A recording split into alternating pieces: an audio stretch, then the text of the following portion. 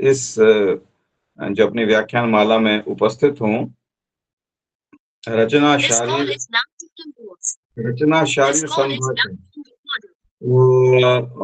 सबसे बड़ा मेरे लिए जो एक मोमेंट है वो यही है कि कहीं मैं एक माध्यम बन पा रहा हूँ आप सबसे जुड़ने का। रोज कुछ ना कुछ नए लोग भी जुड़ते हैं और देश भर से लगभग सभी से एक चैनल बन जाता है। हम सब लोग आपस में कोई चीज़ शेयर करते हैं तो हमको कोई एक भी चीज़ सीखने को मिलती है, तो एक बहुत बड़ी उपलब्धि है।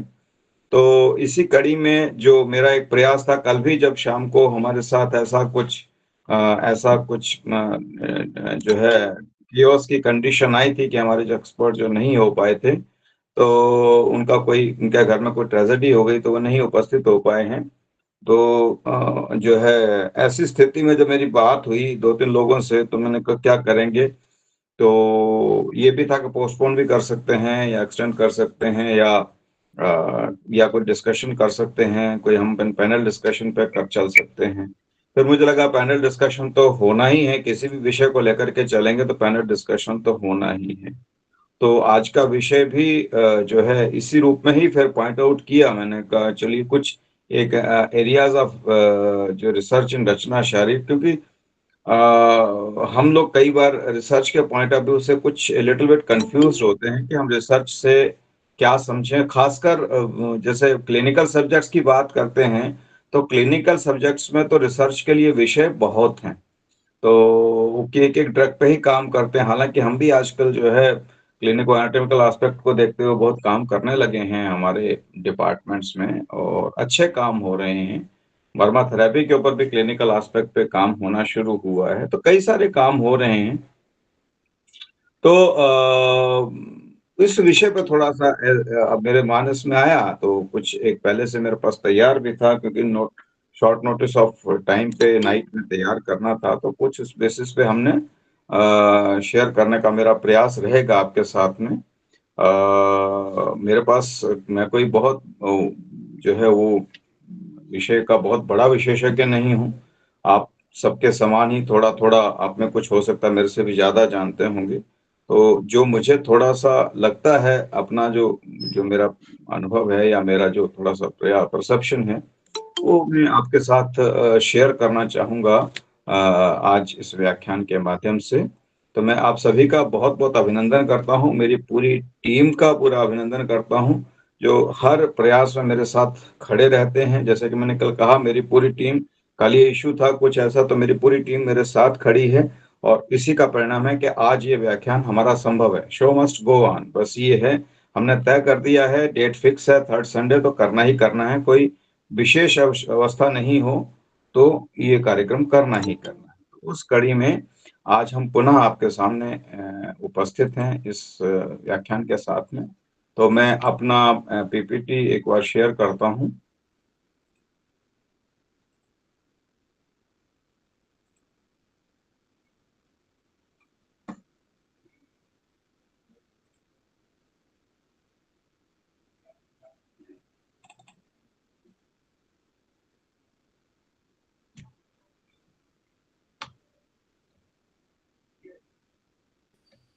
हाँ सर, क्लियर है, दिख रहा है अभी? हाँ सर, हाँ सर, जी सर, जी सर, जी सर। तो जैसा कि आप देख रहे हैं, विषय areas of research in Rachana Sharir. तो शुरुआत तो हम सामान्यतः वही करते हैं, what is Rachana Sharir, what is research. हम बहुत अच्छी तरह से जानते हैं रिसर्च का मतलब सर्च करना, रिसर्च करना, दोबारा करना, क्योंकि इंट्रोस्पेक्शन करना, स्वाध्याय करना, सतत अनुशीलन करना, रीओरिएंटेशन करना, रीऑर्गेनाइज करना, बहुत से शब्द हैं। क्योंकि जब हम दो शब्दों की व्याख्या करते हैं, ज्ञान और विज्ञान, तो ज्ञान तो सतत अपने पास उपलब्ध है, और ज्ञान में से कैसे विज्ञान को उन्नत किया जाए विज्ञान के माध्यम से, तो विशिष्ट ज्ञान जो अपने उपसर्ग के हिसाब से अपन देखते हैं, तो विशेष ज्ञान, विशिष्ट ज्ञान, किस प्रकार से हम ज्ञान को और समुन्नत करते चले जाएं। तो हमारे साथ में दो इश्यूज हैं, हमारे दो परसेप्शंस हैं। एक परसेप्शन तो हमारा ये है कि आधुनिक विज्ञान बहुत ज्यादा समुन्नत है। अगर हम मॉडर्न मेडिकल साइंस की बात करेंगे तो बहुत ज्यादा समुन्नत है।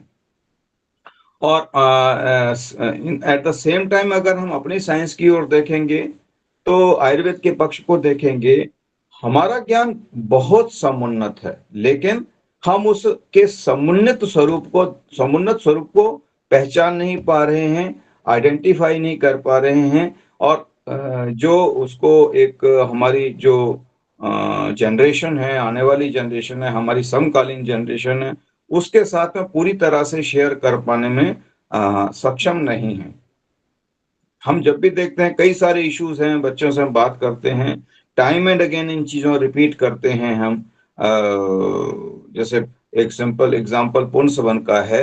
अगर शास्त्र कह रहा है कि पुंसवन होता है तो पुंसवन है, और हम कहते हैं ये आप्तोपदेश है, क्योंकि उन्होंने पूरा इसमें विश्लेषण करने के बाद में ही किसी सिद्धांत को स्थापित किया है।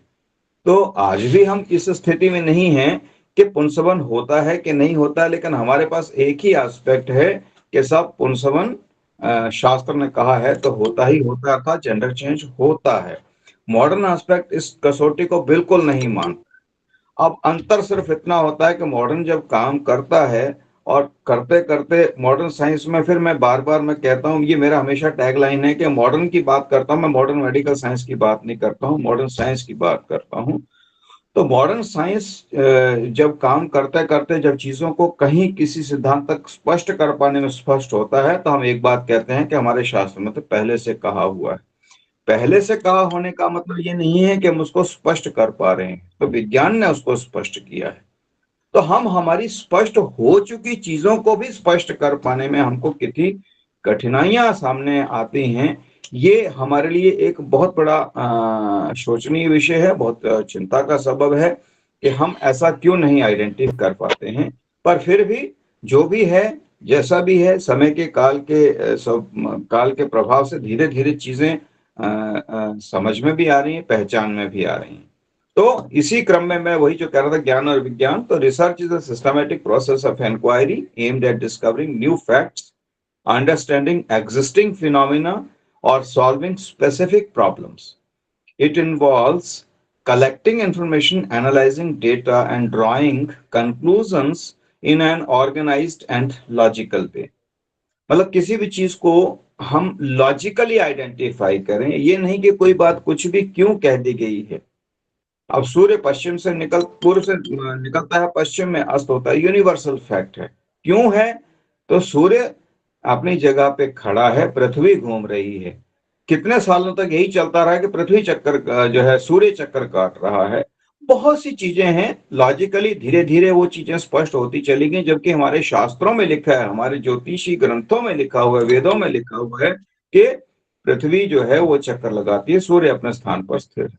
तो कितनी सारी चीजें, और वास्तव में सही बात है, हम जब ट्रेन में सफर करते हैं तो ऐसा लगता है पेड़ पीछे जा रहे हैं जबकि हम आगे जा रहे हैं। तो ये सब चीजें एक एस्पेक्ट है, हम चीजों को कैसे हम लॉजिकली उनको स्पष्ट करें, वो एक जो पद्धति है किसी चीज को स्पष्ट करने की, वो रिसर्च है। बहुत एडवांस्ड वे में दुनिया भर में रिसर्च हो रही है, हर स्तर पे रिसर्च हो रही है, हमें पता भी नहीं होगा बहुत सारी चीजों पे रिसर्च हो रही है। ये एक छोटा सा एग्जांपल कुटी प्रावेशिक का किसी ने किया था वहां पे चेन्नई में। उसमें जो है बहुत सालों पहले, अभी हो रहे होंगे, हो सकता है मेरे नॉलेज में नहीं हो, तो कुटी प्रावेशिक रसायन चिकित्सा की, और उसमें युवावस्था के जो है प्रस्फुटित होने लग गई बुजुर्गों में। ये कोई ऐसा रिसर्च आया कि साहब 59 से पहले में कुछ लोगों को, 10-15 लोगों को, जो 59 के पहले की सिनेरियो था भारतवर्ष का, उस सुविधाएं नहीं थी, उस सिनेरियो में रखा गया 10-15 बहुत बुजुर्गों को जो लाठी लकड़ी लेकर के आए थे, वो उनको उस एनवायरनमेंट में रखा गया।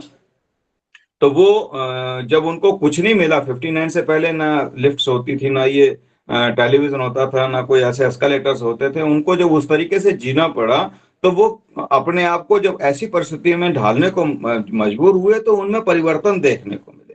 तो मैं ये एक बेसिस हैं कि जिनके आधार पे हम इन चीजों को समझ सकते हैं, इन तथ्यों को समझ सकते हैं। तो उसी हिसाब से आहार में भी परिवर्तन हुआ।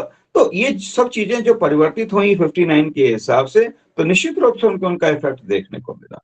तो ये जो बहुत सारी बातें हैं, ये इसको सिद्ध करती हैं कि शास्त्रों में जो कुछ भी कहा गया है वो सत्य है, और वो टाइम टेस्टेड होना जो है पक्ष है उसका, वो एक लेवल है जो होना जरूरी है। तो दूसरा एस्पेक्ट अगर हम देखें, हम तो की पॉइंट्स अबाउट रिसर्च, रिसर्च में क्या है, उसका पर्पस क्या है? न्यू नॉलेज, वेरीफाई और test existing theories and to find solution to practical issues जो भी आते हैं, जो एस्पेक्ट अप्लाइड वे में हमको सोचना है, अप्लाइड एस्पेक्ट्स उनके ऊपर वर्क करना है उनके ऊपर। तो ये हमारा रिसर्च का एक मोटा मोटा हम एक एस्पेक्ट लेकर के चलते हैं। फिर आता है कैरेक्टरिस्टिक्स, विशेषताएं कैसी हो, सिस्टमेटिक होनी चाहिए, ऑब्जेक्टिव होनी चाहिए, रेप्लिकेबल होनी चाहिए, क्रिटिकल होनी चाहिए। अर्थात ये सारा बहुत सारे एस्पेक्ट है, मुझे लगता है बहुत सारी चीजें हम सब समझते हैं। फॉलोज ए क्लियर प्लान और मेथोडोलॉजी, कोई सिस्टम होना चाहिए। ऐसा ही नहीं कि कोई भी चीज आप कर लिया, आपने कोई उसके लिए प्लान बनाएंगे जिसको हम सिनॉप्सिस के नाम से कहते हैं। उसमें हर एक चीज मेंशन्ड होती है कि आप कैसे क्या काम करेंगे, right from the hypothetical aspect से लेकर के, रिसर्च क्वेश्चन से लेकर के, और मटेरियल मेथोडोलॉजी लेकर के, इमराड का जो फॉर्मेट है हम उस रूप से मान करके चलें, तो उस तरीके से जो है एक सिस्टम से हम उसको काम करते हैं, ताकि उसका एक डेटाबेस तैयार हो सके, प्रॉपर डेटाबेस तैयार हो सके, उसको हम सिस्टमेटिकली समझ सकें। ऑब्जेक्टिव होना चाहिए कि बेस्ड ऑन एविडेंस, किसी की पर्सनल ओपिनियन उससे मतलब नहीं है कि किसी ने कुछ कह दिया है कि सूर्य पश्चिम से में अस्त होता है, पूर्व से निकलता है, तो क्यों निकलता है उसका एक एविडेंस होना चाहिए, प्रमाण चाहिए क्यों होता है। तो एक एस्पेक्ट्स हैं। हम पुंसवन, जैसे हम कह रहे हैं पुंसवन का एविडेंस नहीं हमको मिल रहा है, आजकल बार बार एक शब्द यूज हो रहा है, एविडेंस बेस्ड मेडिसिन। तो ये जो एस्पेक्ट है वो ये आजकल बहुत प्रचलन में है, प्रमाण आधारित चिकित्सा, मतलब हर एक चीज को आपको स्पष्ट करना पड़ेगा, उसके उसकी उसकी वैलिडिटी आपको प्रूव करनी पड़ेगी। वो ऐसा ऑब्जेक्टिव है उसका, इसका इस रिसर्च का। रेप्लिकेबल, अब जैसे हम बार बार कहते हैं कि कुछ कमियां रही, हम रिसर्च में भी कहते हैं कि ये कुछ लूप होल्स रहे हैं, या कुछ एक हमारी जो वीकनेसेस थी इसको, या हमारी एक लिमिटेशंस थी, इसको हम दोबारा आगे कर सकते हैं, इसको और आगे बढ़ा सकते हैं, तो रिप्लिकेशन हो सके ऐसी चीजों का, ये कैरेक्टरिस्टिक्स है रिसर्च का। और critical involves careful evaluation of information, उसका जो भी इंफॉर्मेशन है उसका सीरियसली, उसके ऊपर सिंसियरली, उसमें जो परसेप्शन है उसको एस्टैब्लिश करना है, ये इसके रिसर्च के बेस है उसका। Types of research, basic research expends general knowledge, that's studying how memory works. Applied research solve specific real world problems, developing in new medicine, कोई नई चीज पैदा करना। बेसिक रिसर्च जो है उन्हीं को एक्सप्लोर करना, जैसा हमारा जो मूल सिद्धांत है, हमारे यहाँ जो बताई गई चीजें हैं उनको कैसे एस्टेब्लिश करना है, उसको हमको समझना, और फिर अप्लाइड रिसर्च, उनको अप्लाइड वे में कैसे उनको समझ सकते हैं, ये उसका दूसरा एस्पेक्ट है। क्वालिटेटिव एक्सप्लोर्स मीनिंग्स, एक्सपीरियंसेस और कंसेप्ट, इंटरव्यूज, ऑब्जर्वेशंस, इस प्रकार के जो हैं सर्वे स्टडीज वगैरह, इस प्रकार की जो चीजें हैं इनको हम क्वालिटेटिव कह सकते हैं। Quantitative use number and and just and height, हाँ, यूज नंबर्स एंड स्टैटिस्टिक्स, जिसमें सर्वेस और एक्सपेरिमेंट्स करके उनके जो नंबरिंग और स्टैटिस्टिक्स, ये डेटा के बेसिस पे हम बताते हैं। तो क्वालिटेटिव एंड क्वांटिटेटिव बोथ, दोनों जो एस्पेक्ट से हम इसको आइडेंटिफाई कर पाने में सक्षम हो पाते हैं। Steps in research, identify problem और क्वेश्चन। किसी चीज को सबसे पहले तो आपको रिसर्च क्वेश्चन बनाना पड़ेगा, प्रॉब्लम सेटअप करने पड़ेगी क्या है। रिव्यू एग्जिस्टिंग लिटरेचर, बहुत सारे हमारे बीच में टीचर्स जो हैं, पीजी स्कॉलर्स भी होंगे, बेसिक्स सबको जानते हैं, इसलिए ज्यादा फोकस नहीं करूंगा।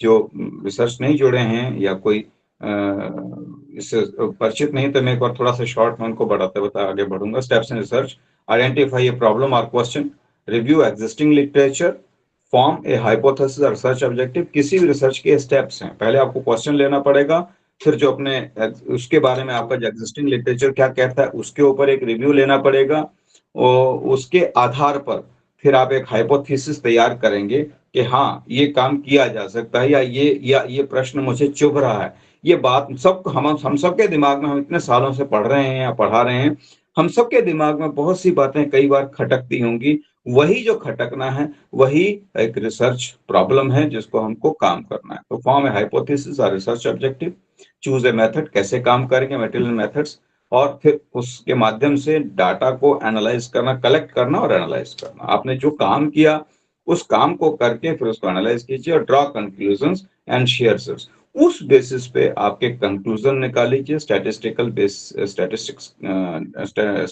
स्टैटिस्टिकल जो एनालिसिस है उस बेसिस पे, या ओपिनियंस हैं या सर्वेज हैं, जो कुछ भी हैं उनके माध्यम से आप कंक्लूजन और रिजल्ट्स को निकालेंगे। और ये सब प्रोसेस पूरा जो है अल्टीमेटली, एक अगर सिंपलर वे में अगर हम समझने की कोशिश करें, तो research is a way to ask questions and find reliable answers using a planned method.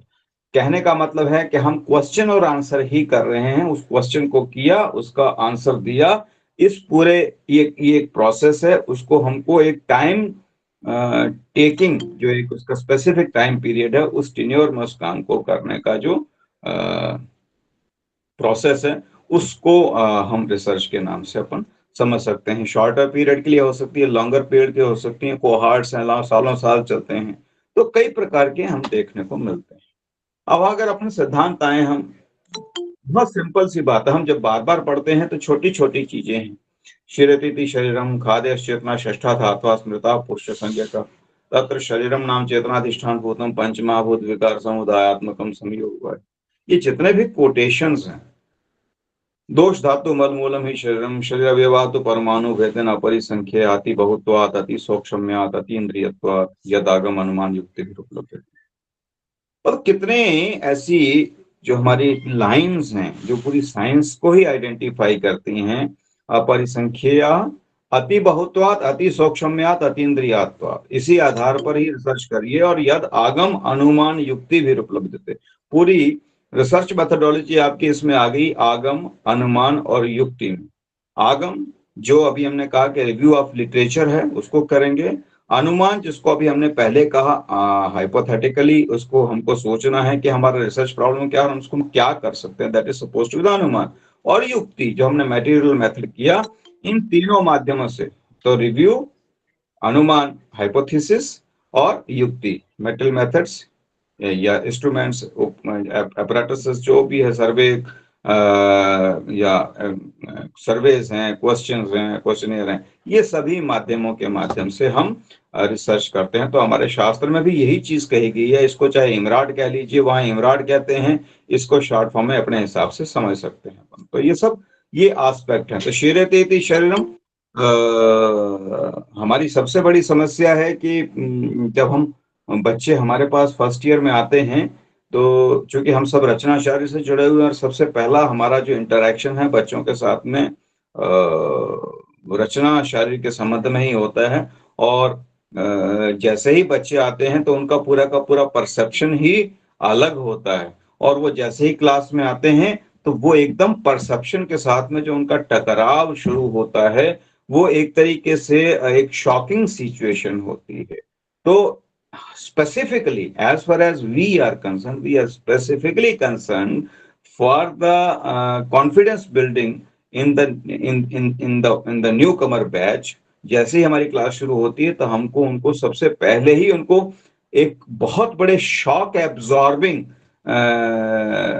Factor के रूप में हमको उनके साथ पेश आना बहुत जरूरी है। अगर हमको शरीर की परिभाषा बता रहे हैं, हमने पहली ही लाइन बोली शरीर क्या है, शरीरतीति शरीरम, तो वो तो कतई समझ ही नहीं सकता, कोई नहीं समझ सकता। आज तक हम ही नहीं समझ पाए शरीरतीति शरीरम की परिभाषा को। हम शास्त्रीय परिप्रेक्ष्य में जब हम इलेबोरेट करते हैं तो उसकी कितनी सीमाओं को लांघना पड़ता है शरीर की परिभाषा तक को बताने के लिए। तो वो अभी जस्ट ए न्यू कमर है। तो शरीरतीति शरीरम बहुत बड़ा विषय है। देखा जाए तो हम रूटीन में मैं एक मैं ये भी शेयर करना चाहेंगे हम सब लोग कि हम जब क्लासेस में लेते हैं, पीजी क्लासेस में भी जाते हैं, पीजी क्लासेस में परसेप्शन अलग होता है, यूजी क्लासेस का जो लेवल है वो अलग होता है। तो जब हम बच्चों को बताते हैं तो कई बार हम इन चीजों को बिल्कुल इग्नोर करते हुए चलते हैं। इन चीजों को हम सिर्फ इसी लेवल तक लेकर के रखते हैं कि सिर्फ श्लोक याद कर लीजिए और बस यही सुना देना है, और इससे ज्यादा कुछ नहीं करना है। ये परसेप्शन पहले की स्थितियों में ऐसा रहा है, लेकिन समय के साथ साथ अब आधुनिक जो विज्ञान है वो भी इन चीजों पे वर्कआउट कर रहा है, इनको आइडेंटिफाई कर रहा है, इनको हमारे पक्ष से, हमारे सांस्कृतिक संस्कृत के माध्यम से जो इनकी आइडेंटिफिकेशन है, जो इनका जो लेवल्स हैं, उनको आइडेंटिफाई करने की कोशिश कर रहा है। तो ये बहुत बड़ा एस्पेक्ट है, खाद्य चेतना षष्ठा धात्वा स्मिता पुरुष संज्ञा का जो कहा है। तो ये इनको इलेबोरेट जितना कर सकें, ये बहुत काम करने वाला विषय है इसके ऊपर। और ये शुक्र शोणितम गर्भाशयस्थम प्रकृति विकास, ये भी बहुत बड़ा विषय है। पूरा का पूरा अगर हम देखेंगे तो शुक्र शोणितम गर्भाशयस्थम तक तो ठीक है, ये तो एक सामान्य बात हो गई, स्पर्म, ओवम और यूट्राइन कैविटी तो हो गई, लेकिन ये तीनों किस चीज को इन्वॉल्व कर रहे हैं, किस चीज में इन मुलविस हो रहे हैं, दैट इज आत्म प्रकृति विकार समूर्छितम। ये सिर्फ एक 3 वर्ड हैं और समूर्छना शब्द है, इनकी व्याख्या किस प्रकार से की जाए। अगर हम देखें तो 10 क्लासेस भी हों तो ये विषय को पूरा करना जो है मुश्किल होता है। तो यूजी के बच्चे के लिए इतना टाइम ही नहीं होता है, तो कम समय में हम कैसे इनको इनको हम बताते हुए चलें। हमारे पास 1.5 साल रहता है, उन 1.5 साल में हर एक चीज के लिए स्पेसिफाइड टाइम है कि हम किस चैप्टर को कितने दिन पढ़ाना है, किस विषय को कितने दिन पढ़ाना है, कितने घंटे पढ़ाना है। तो उस चैलेंज को एक्सेप्ट करते हुए उस चैलेंज में इसको समेटना बहुत बड़ी चुनौती, ताकि बच्चे को अगर हम ये नहीं बताएंगे तो बच्चा फिर धीरे धीरे वो मॉडर्न एस्पेक्ट की ओर ही जुड़ता चला जाता है, और कहीं ना कहीं और ये हमारे बेसिस से वो छूटता चला जाता है। तो इन विषय पे हम कैसे पढ़ाएं, ये बहुत जरूरी है, और इसमें क्या अनुसंधान किया जा सकता है ताकि बच्चों को हम अच्छे से अच्छे तरीके से उनको बता सकें, ये बहुत बड़ा एस्पेक्ट है। फिर दूसरा तम चेतना भूत व्यापार की बात कही है। अब ये तम चेतना वायु विभजति तेजा एनम पचती आपाह क्लेदयंती पृथ्वी संहंति आकाशम विवर्धयति। ये इसका हम मॉडर्न एस्पेक्ट पे हम इसको कैसे रेलिवेंट बना सकते हैं कि बच्चे इसको समझ सकें। ये बहुत बड़ी चीजें हैं, इसको हम यूं मान करके चलें, गर्भ को हम जाइगोट मानते हैं या जेनोटाइप मानते हैं, उसके बाद तम चेतनावस्था से शुरू हो गया तो फेनोटाइप बनना शुरू हो गया या उसका ग्रोथ होना शुरू हो गया। तो बहुत सी चीजें हैं, दोष धातु मल मूलम ही शरीरम, बहुत बड़ा विषय है। इस पे ही सारी हमारे जितने थीसिस हैं, वो जितने भी पीएचडी की रिसर्च है, वो इन्हीं पे फोकस होकर के ही आगे बढ़ पा रही है। तो दोष धातु मल मूल ही यही सब कुछ है, इसी पे ही हम कोई भी रिसर्च करेंगे तो हमारा परसेप्शन यही होगा कि दोष धातु और मल। किसी ड्रग पे भी करेंगे तो ड्रग से जुड़ा हुआ भी एस्पेक्ट यही होगा कि किस दोष धातु या मल को ये इफेक्ट कर रही है, किसको नुकसान पहुंचा रही है, किसको फायदा कर रही है, ये सारे एस्पेक्ट दोष धातु मल मूलम शरीरम इस पे। तो ये निश्चित रूप से जितना भी विषय है, देखने को हमने सिर्फ ये 6 लाइनें दिखती हैं, लेकिन ये बहुत बड़ा विषय है। और ऐसा ये एक पार्ट है, छोटा सा पार्ट है जो आपके सामने रखा है। ऐसे कितने ही विषय हैं जिसपे काम किया जाना जरूरी है। क्योंकि मैं रचना शारीर विषय से जुड़ा हूं, मेरा क्लिनिकल एस्पेक्ट है, क्लिनिकल या काय चिकित्सा में मैं उतना पारंगत नहीं हो सकता हूं जितने काय चिकित्सा वाले हैं। तो जब मैं इसमें इतना कह रहा हूं तो उसमें तो कितना काम होगा। तो निश्चित रूप से काम किया जाना जरूरी है। फिर यही कुछ परिभाषाएं दी है, प्रत्यक्षम या अल्पम अप्रत्यक्षम अनल्पम अस्ति यदागम अनुमान युक्ति फिर उपलब्ध है। कितना शास्त्र ने खुद ने ही कहा है, आचार्य चरक ने, कि जो आप देख रहे हैं वो तो बहुत अल्प है, कुछ भी नहीं है, और जो अनल्प है वो बहुत बड़ा है। जैसे हम ब्रह्मांड को देखते हैं तो ब्रह्मांड हमको देखने को क्या लगता है, कुछ नहीं, एक गोला सा है या ओपन स्पेस लिखने को मिलती है, या हमारे पास लगता है छत पे कुछ नीलापन है हमारी छत। लेकिन जब इसमें अंदर घुसते चले जाते हैं तो कोई इसकी ओर है ना छोर है, कोई और ना छोर है। वही मान करके चलें कि प्रत्यक्ष जो दिख रहा है वो अल्प है और अप्रत्यक्ष अनल्प है, कोई सीमा नहीं है। और उसका ही यही वही जो अनल्प है उसी को रिसर्च करने का काम आगम अनुमान युक्ति भी उपलब्ध थे, जो बात कही है उसी का कंटिन्यूएशन चरक का। तो इंद्रियन इंद्रियार्थ ही समनस्केन गृह्यते, आप अभी सुन पा रहे हैं, आप सभी जुड़े हुए हैं, आप सब श्रवण कर रहे हैं, हो सकता दर्शन भी कर रहे हों अगर इसको देख रहे हैं। तो इन सब के माध्यम से मन को जोड़ते हुए ही आप ग्रहण कर पाने की स्थिति में हैं। तो ये हमारे शास्त्र ने कहा है, इसको मॉडर्न के एस्पेक्ट से हम कैसे इसको ब्रीफ करें। अगर हम मेधा की बात करें, बुद्धि की बात करें, तो 3 शब्द यूज होते हैं, धी, धृति और स्मृति। बुद्धि, कितनी बड़ी बात शास्त्र ने कही है कि बुद्धि किसको कहेंगे, इंटेलेक्ट क्या है, धी, धृति और स्मृति। तो ये छोटी छोटी चीजें हैं। मन एक ऐसा विषय है कि मन के ऊपर आज तक भी ज्यादा काम नहीं हुआ है। मन एक जो माध्यम है आत्मा और शरीर के बीच में, ईश्वर और शरीर के बीच में जो माध्यम है वो मन ही है। इस मन के माध्यम से ही आत्मा पूरे शरीर से काम करवा रहा है। तो ये जितने भी एस्पेक्ट हैं, सुपर नेचुरल एस्पेक्ट हैं, ये इसके ऊपर ये हमारे शरीर को कैसे प्रभावित करता है, आयुर्वेदीय हमारे जो पक्ष हैं उसको हम कैसे इनके आधार पर सिद्ध कर सकते हैं, कैसा इसका हम जब बात करते हैं, सब तो हमारे उसमें परीक्षा भाव में सत्व की परीक्षा की है, तो सत्व मन से ही जुड़ा हुआ है। अगर मन आपका कठोर है या मन प्रबल है तो आप कैसी भी औषधि ले सकते हैं। अवर है तो निश्चित रूप से आपको बहुत ध्यान रखना पड़ेगा पेशेंट का। तो ये छोटी छोटी चीजें बहुत बड़ी चीजें हैं जिसपे काम करने की गुंजाइश है। इसको हम कैसे स्टैब्लिश कर सकते हैं। प्राणा प्राणम यत्राश्रता उत्तम अंग शिर की बात कर रहे हैं, तो शिर का तो अभी मुझे लगता है शायद 5% या 10% भी मॉडर्न साइंस टच नहीं कर पाई है। अगर अपन देखें तो इतनी सारी गतिविधियां हैं शरीर के अंदर, तो इसके ऊपर बहुत काम किया जा सकता है। इंद्रियानी ज्ञान विज्ञानम आयु सुख दुखादिकम, जब आज रचना शरीर में सुश्रुत आचार्य सुश्रुत ने कहा है कि इंद्रियां ही सारे ज्ञान, इंद्रियानी ज्ञान विज्ञानम आयु सुख, ये सभी आत्मा के गुण हैं। अर्थात जो हम ये जो बैठे बैठे अभी सुन रहे हैं, तो इनमें से किसी को सुख हो रहा होगा, किसी को दुख हो रहा होगा। कोई चीज समझ में आ रही है तो सुख है, कोई चीज नहीं समझ में आ रही है तो दुख है। तो जैसे हम बात करते हैं पुंसवन की ही बात करें, तो पुंसवन हमको समझ में नहीं आता है तो मन में एक कष्ट सा होता है। कोई हमको पूछता है, मॉडर्न वाला या कोई हमारा स्टूडेंट हमको पूछता है कि सर क्या बेस है, कैसे सिद्ध करेंगे, तो वो स्थिति दुख की है। लेकिन हमें इस बात का सुख जरूर महसूस होता है कि हमारे पास ये पुंसवन कहा हुआ है, तो इसका मतलब ऐसी चीज है तो सही। तो जिस दिन ये दुख रूपी पीड़ा इस रूप में समाप्त होगी कि हम इसको एविडेंस बेस पर स्पष्ट कर पाएंगे, तो सुख की स्थिति अपने आप उपस्थित हो जाएगी। तो ये जो एस्पेक्ट है इंद्रियाणी ज्ञान विज्ञानम आयु सुख दुखादिकम, इसके ऊपर भी हमको किस प्रकार से हम सोच सकते हैं, विचार कर सकते हैं कि आत्मा के साथ कोरिलेट करते हुए और शरीर के साथ जोड़ते हुए, और चिकित्सा, क्योंकि आत्मा आत्मा ये जो चिकित्सा है आत्मा परिप्रेक्ष्य में होती है, शरीर परिप्रेक्ष्य में नहीं, आत्मा परिप्रेक्ष्य में होती है। सुख और दुख आत्मा को होना है। अगर आपको दुख हो रहा है तो आत्मा को हो रहा है, शरीर मृत्यु के बाद भी शरीर रहता है। तो ये कई परसेप्शन है जिस हद पर शोध कार्य को किया जा सकता है। सर्वभूतानाम कारणम अकारणम सत्वरजस्तमो लक्षणम अष्टरूपम अखिलस्य जगता समतु अव्यक्ता नाम, ये एक एस्पेक्ट है। अव्यक्त किसको कहेंगे, बहुत बड़ा विषय। तदेकम बहुम क्षेत्रज्ञानम अधिष्ठानम समुद्र विबोधकानम भावानाम शरीर च शास्त्र च दृष्टार्था स्याद विशारदा दृष्ट, ये एस्पेक्ट इन पे ज्यादा नहीं जाऊंगा। श्रम सर्वथा, क्योंकि शरीर के विषय आयुर्वेदम सकासनन वेद लोक सुखप्रदम, ये हमारे कंसेप्ट है। क्यों रिसर्च करना जरूरी है, क्योंकि ये सब पढ़ते रहेंगे, इनसे हमारा बौद्धिक विकास होगा, तो हम अपने शिष्यों को बहुत कुछ दे पाएंगे, छात्रों को बहुत दे पाएंगे, और हम समाज को भी बहुत कुछ दे पाने की स्थिति में होंगे।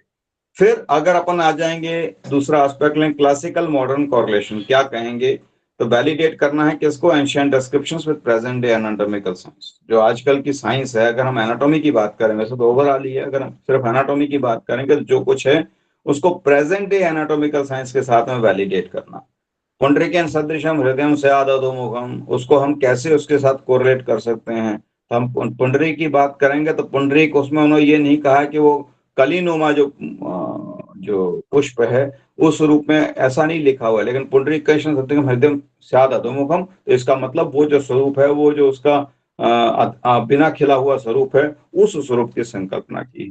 तो ये सब चीजें प्रूवन है, ये हम सब देख चुके हैं। ऐसे कई कंसेप्ट हैं जिनको हमको समझना, तो इन पे हमको फोकस करना पड़ेगा। मर्मा पॉइंट्स कितना बड़ा विषय है आज के समय में, 107 marma wide with modern neurovascular myofascial trigger points, बार बार हम इस पे डिस्कस करते हैं। और आज के समय के सबसे चर्चित पद्धति है 107 मर्म वाइटल पॉइंट्स। सुनील जोशी जी से होते हुए, जहां से शुरू होकर के आदरणीय सुनील जोशी जी से शुरू होकर के हमारे देश भर में कई लोग अब मर्म चिकित्सा की ओर प्रेरित हो रहे हैं। हर जगह, इवन एनसीआई मर्म ओपीडी खोलती है। लेकिन जहां देखेंगे तो मर्म एक ऐसा विषय है जहां चिकित्सा आधारित पक्ष को सुश्रुत में नहीं बताया था, वो आघात रक्षा से के पक्ष को ही उसमें रखा गया था। समय के साथ में देखिए इसका चिकित्सा पक्ष निकाला गया है कितनी बड़ी बात है और आज इस पे कितना काम हो रहा है। आज भी हमारे पास में कोई ऐसा बहुत बहुत जगह काम हो रहा है, बहुत रिसर्च हो रहा है, हम एसओपी डिजाइन कर रहे हैं, लेकिन फिर भी अगर हम देखें तो हमारा जो एक बहुत बड़ा एस्पेक्ट, जो हमारी सबसे बड़ी कमजोरी ये है कि हम जो भी काम कर रहे हैं उसका एक कहीं कोई एक स्टैंडर्डाइजेशन नहीं है, कहीं यूनिफॉर्मिटी नहीं है कि ये चीज डिसाइड हो गई है तो इसको अब मानना ही मानना है। तो कहीं ये डिसाइड हो जाए, कोई अथॉरिटी हो जो इसको डिसाइड करे। जैसे मॉडर्न साइड में जो उन्होंने कह दिया वो फाइनल है, उनका जो स्टैंडर्डाइज्ड जो अथॉरिटीज हैं स्टैंडर्डाइज करने की, वो एक फाइनल कर देते हैं। कोई चेंज होती है तो वही उसको फाइनल करते हैं। तो एक जब तक दूसरी चेंज नहीं आती तब तक इसको मान के रखा जाए, ऐसी कोई अथॉरिटी हो जो इनको फाइनलाइज करे।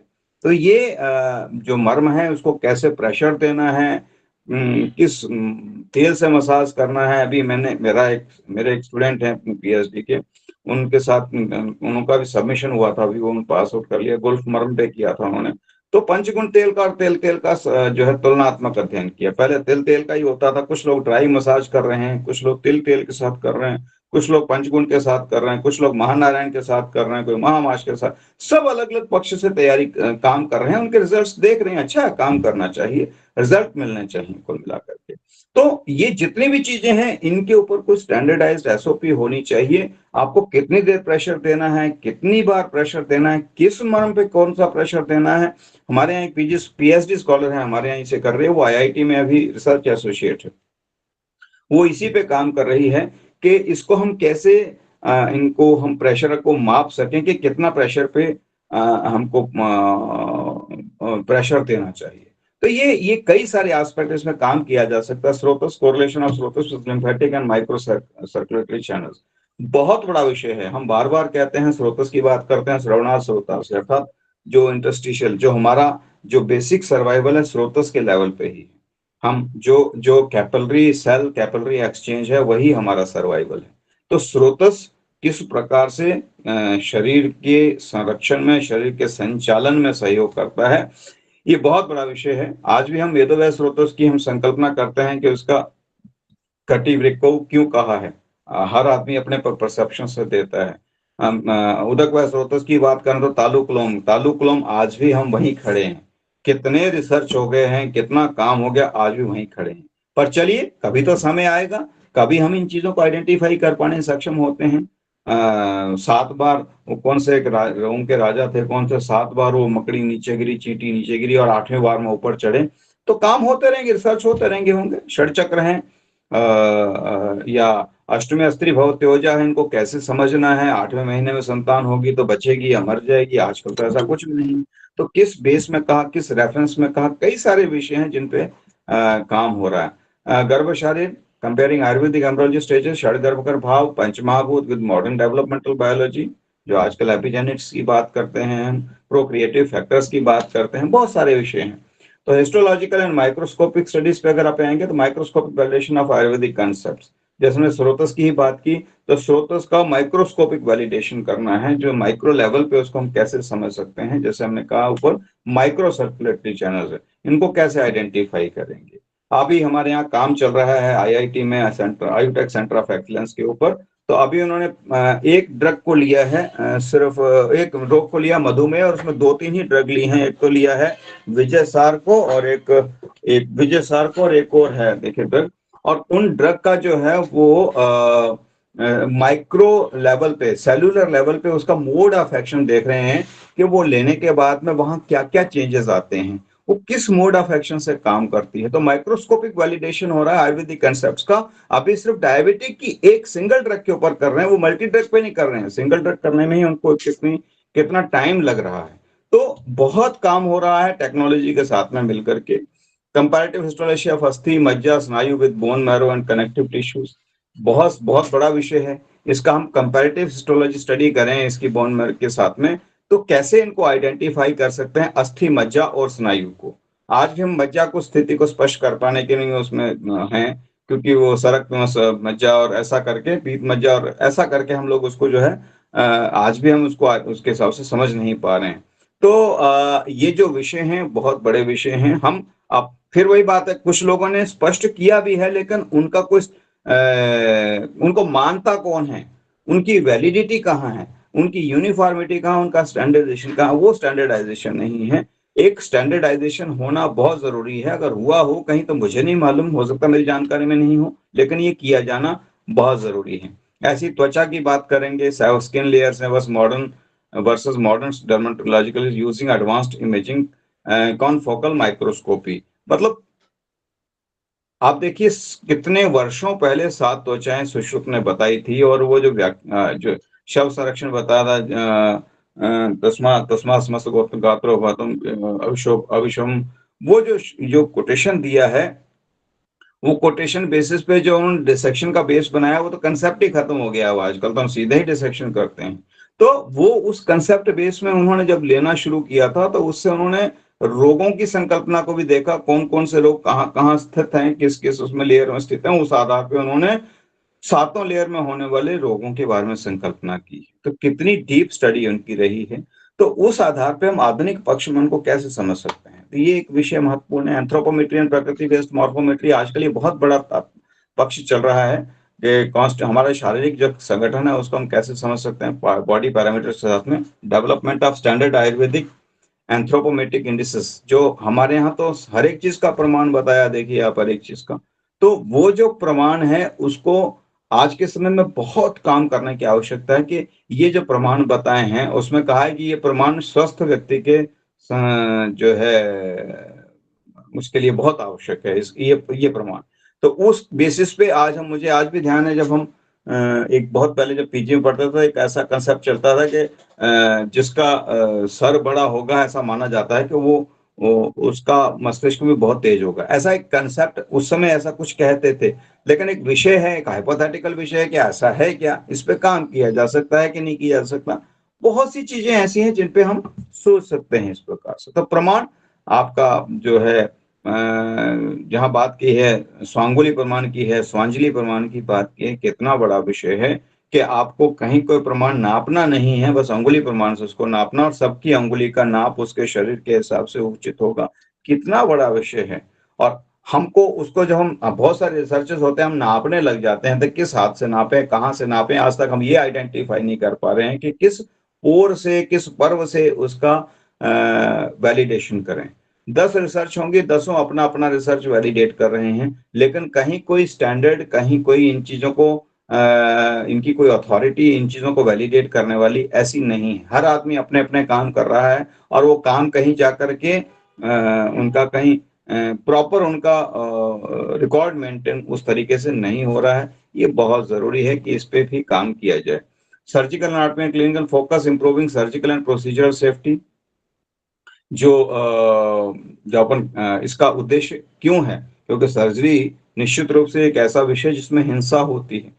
तो जब हिंसा की बात करते हैं तो आजकल जैसा कंसेप्ट चल रहा है MIS, मिनिमम इन्वेजिव सर्जरी, कम से कम नुकसान हो, इस कंसेप्ट पे मॉडर्न साइंस चल रही है।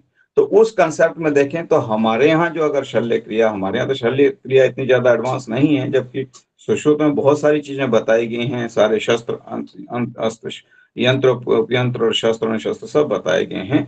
तो ये जितनी भी चीजें बताई हैं, तो सर्जिकल एनाटॉमी जो हमारा एस्पेक्ट है उसको हम कैसे एनरिच कर सकते हैं, ये हमारा शायद सबसे कमजोर एस्पेक्ट है आज की डेट में। अगर हम आयुर्वेदीय पक्ष के हिसाब से देखेंगे तो इम्प्रूविंग, जबकि हमारे यहाँ कहा कि हमारे यहाँ कैटरैक्ट भी होता था, हमारे यहाँ तो गणेश जी का सर काट के दूसरा हाथी का सर लगा दिया गया था, या कितनी बड़ी चीजें हैं। अब ये खाली मिथ्स हैं या फैक्ट्स हैं, इनको हम क्योंकि ये वही चीज है, ये रिसर्च के विषय हैं, उनको कैसे हम आइडेंटिफाई कर पाएंगे।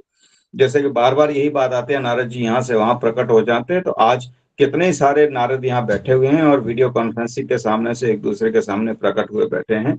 तो विज्ञान के साथ साथ ये चीजें स्पष्ट होती चलेगी। तो मर्म चिकित्सा इवेल्युएटिंग मर्मा वेस्ट मैनेजमेंट में ये हो ही गया है, और मर्म का सर्जरी में बहुत महत्वपूर्ण रोल है। जब भी आप सर्जरी करेंगे तो जो जो वाइटल पार्ट हैं, जो वाइटल ऑर्गन्स हैं, जो वाइटल एरियाज हैं, वाइटल स्पॉट्स हैं, इनको ध्यान रखना बहुत जरूरी है इसमें रिसर्च के पॉइंट ऑफ व्यू से। तो dissection based studies to reinterpret classical measurements, अंगुली प्रमाण फॉर मॉडर्न सर्जिकल लैंडमार्क, ये हम लाइव उस पर भी कर सकते हैं या डिसेक्शन बेस्ड स्टडीज भी कर सकते हैं टू इंटरप्रेट क्लासिकल मेजरमेंट्स। तो ये सर्जिकल एनाटॉमी क्लिनिकल एप्लीकेशंस पे चल रहे हैं। Imaging and technology integration focus modern diagnostic tools to visualize Ayurvedic concept, high resolution MRI CT to study srotas और subtle fascial paints, 3D virtual dissection tools for teaching Rachana Sharir. तो ये जो टेक्नोलॉजी और imaging का इंटीग्रेशन है, इनके माध्यम से हम रिसर्च को आगे बढ़ा सकते हैं। जो जो ये बेसिकली फिर मैं एक बार बात कहने जा रहा हूँ कि भाई ये सन मॉडर्न साइंस है, मॉडर्न मेडिकल साइंस नहीं है। मॉडर्न साइंस के जो पैरामीटर्स हैं, ये सभी पे सारी विज्ञान की जो शाखाएं हैं उन सब के ऊपर समान रूप से लागू होते हैं कि सिर्फ और आधुनिक चिकित्सा विज्ञान के ऊपर ही ये मॉडर्न साइंटिफिक पैरामीटर्स काम किए जाने लिए लागे के लायक नहीं होते हैं, योग्य नहीं है। ये सभी इनका उपयोग कर सकते हैं, तो उसी आधार पर हमें भी इसका उपयोग करना चाहिए। तभी हम अपने जो जो हमारे सिद्धांत है उनको स्थापित कर पाने में सक्षम हो पाएंगे। Regenerative and functional anatomy focus body self healing potential. Body अपने आप को ठीक करती है, सेल्फ हीलिंग सिस्टम है बॉडी का, जिसको हम हमारे यहाँ एक शब्द कहा है, आपने देखा होगा, अष्टमी धातु जो है ओज मानी गई, अष्टम धातु। रस रक्त मांस में अस्थि मज्जा और शुक्र, ये 7 महत्वपूर्ण है, लेकिन 8वीं धातु ओज को माना है। मतलब एक ऐसा तत्व है जो हमारी पूरी जो शरीर की रक्षा करता है, हमारे पूरे शरीर को मेंटेन करता है। वो क्या चीज है, कौन सा ऐसा तत्व है जो हमारे शरीर की जो भी इश्यूज होते हैं, जो भी प्रॉब्लम्स होते हैं, उनको हील अप करता है, उनको कवर अप करता है, उनको हम कैसे समझ सकते हैं। ये रीजनरेटिंग और फंक्शनल एनाटॉमी का एस्पेक्ट हो सकता है। Investigating Ayurvedic views on tissue regeneration, tissue का रीजनरेशन कैसे होता है, टिश्यू कोई सा भी अस्थि धातु, मज्जा धातु विद स्टेम सेल रिसर्च, इसको हम कैसे कर सकते हैं, इसको हम कैसे, क्योंकि स्टेम सेल पे बहुत काम हो रहा है सर आजकल। कहीं वो प्लासेंटा में से उसमें से लेने का प्रयास चल रहे हैं, स्टेम सेल्स के माध्यम स्किन से लेने का काम करते हैं। तो कई एस्पेक्ट्स हैं जिसके माध्यम से स्टेम सेल्स से लेकर के हम जो है जो हमारे आयुर्वेदिक व्यूज हैं उनको हम स्थापित करने का प्रयास कर रहे हैं, उनको वैलिडेट करने का प्रयास करते हैं। एजुकेशन एंड पेडागोजी, इस पे बहुत काम किया जा सकता है। Better teaching learning approaches, cadaver preservation with herbal formulation versus formalin, digital atlas of Rachana Sharir corporate Sanskrit technology and 3D। आजकल बहुत किताबें आने लग गई हैं, बहुत काम हो रहा है, आज की जनरेशन बहुत काम कर रही है, हर आदमी अपनी एक अलग पहचान बनाने के लिए प्रयास कर रहा है। तो निश्चित रूप से ये भी एक एस्पेक्ट है कि हम कोई ऐसा एटलस बनाए रचना शायरी का जिसमें संस्कृत टर्मिनोलॉजी का योग रोल हो, कुछ 3D विजुअल्स आयुर्वेद के हिसाब से उसमें इंडिकेट किए जा सकें। जो हर्बल फार्मुलेशन है उसके हिसाब से शव संरक्षण को हम किस प्रकार से यूज कर सकते हैं, अभी हम फार्मुलिन का ही एस्पेक्ट लेकर के चलते हैं। पहले तेल में रखते थे, उसमें प्रिजर्व करके, ताकि वो जो है वो काफी कॉस्टली भी पड़ता था। तो कैसे हैं इनको हम ऐसा कुछ हम कर सकते हैं कि प्रिजर्व करने के, क्योंकि हमारे पास कोई एस्पेक्ट नहीं है उसके अलावा, हर्बल फार्मुलेशन के अलावा। तो ये चीजें कैसे इस पे काम किया जा सकता है। और दूसरा सजेस्टेड मैथोडोलॉजी, इसी में तो सजेस्टेड मैथोडोलॉजी में देखें तो कैडावरी डिसेक्शन और मॉर्फोमेट्री, जैसे कैडावरी डिसेक्शन के माध्यम से उस वो जो मॉर्फोमेट्री है, जो ऑर्गन्स है, जो उसका बाउंड्रीज हैं, जिस पे सर्फेसेस हैं, जो लिमिटेशंस है, उनको हम स्टडी कर सकते हैं।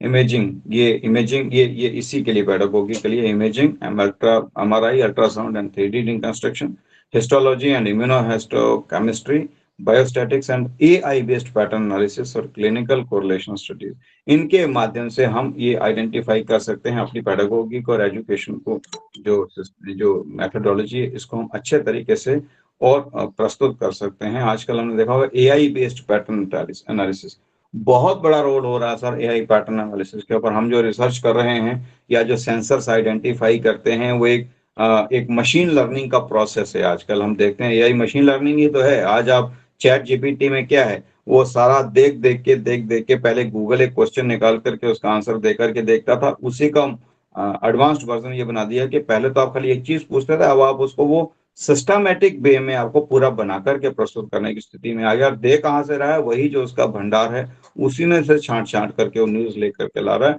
तो वो जो पैटर्न है उसका एनालिसिस करता है। तो ये बहुत बड़ा विषय है, ये भी एजुकेशन एंड पेडागोजी में, जिसमें रिसर्च किया जा सकता है।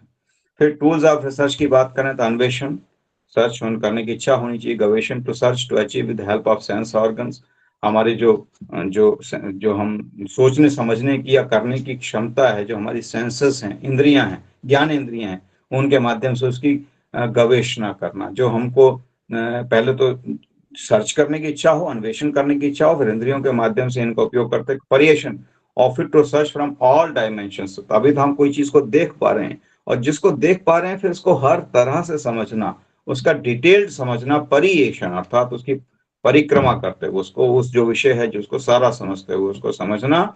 और अनुसंधान, अनु टू फॉलो और संधान, अनु अर्थात जो संधान, अप्रोप्रिएट नॉलेज को फॉलो करना, जो प्रॉपर संधान करना है उसको प्रॉपर वे में करना है, सिस्टमेटिकली करना है, that is supposed to be the अनुसंधान। एशन टू सर्च, वही चीज है, एशन भी सर्च है। देन मंथन, churning to know the facts. विमर्श, रीअप्रेजल और क्रिटिकल कमेंट्स। और तंत्र युक्ति, मेथड्स। प्रतिपत्ति, अंडरस्टैंड तंत्र युक्ति, मेथड्स ऑफ लॉजिकल थिंकिंग, हमारे यहाँ बहुत बड़ा विषय है तंत्र युक्ति कि किस प्रकार से ये टूल्स हैं, एक तरीके से टूल्स ऑफ रिसर्च हैं, टूल्स ऑफ स्टडी हैं, methods of logical thinking and scientific presentation. और प्रतिपत्ति, understand things in the right perspective. तो ये टूल्स ऑफ आयुर्वेदा हैं रिसर्च के लिए, जो आयुर्वेद में बताए गए हैं। प्रतिपत्ति, चीजों को सही तरीके से समझना और सही तरीके से बताना, उसका निष्पादन करना, दीज आर द टूल्स। फिर हम जाएं रचना शैली की बात करेंगे तो 3 प्रकार से उसमें स्कोप है, लिटरेरी और कंसेप्चुअल रिसर्च, एक्सपेरिमेंटल रिसर्च और क्लिनिकल रिसर्च। 3 प्रकार से रिसर्च होती है हमारे यहाँ मुख्य रूप से। इसमें अगर अपन बात करेंगे लिटरेरी की बात करें तो literary research in the basic principles of Ayurveda, concept of धातु, concept of बल, concept of अग्नि, concept of कला, concept of स्रोतस, concept of मर्म। अब यहाँ आपने को देखने को यह लग रहा होगा कि ये सब क्रिया शारीर के विषय हैं। वास्तव में ये क्रिया शारीर के विषय नहीं है, क्योंकि क्रिया तभी होगी जब रचना की स्थिति होगी। तो हम रचना की दृष्टि से इसको देखेंगे, हमारा रचना का काम करेंगे। रचना के काम के साथ में हम किसी भी रचना को जब तभी स्पष्ट कर पाने की स्थिति में होते हैं जब उसकी क्रिया को हम स्पष्ट कर पाते हैं। तो रचना और क्रिया का समवाय संबंध है। तो ये विषय हैं जिनके ऊपर हम काम कर सकते हैं। ये मैंने एक एग्जाम्पल दिया, और भी बहुत सारे हो सकते हैं। ओज हो सकता है, स्नायु हो सकता है, मांस हो सकता है, बहुत सारे हैं जिन पे हम काम कर सकते हैं। तो ये एक परसेप्शन है कि हम क्या क्या चीजों पर काम कर सकते हैं लिटरेरी और कंसेप्चुअल के हिसाब से।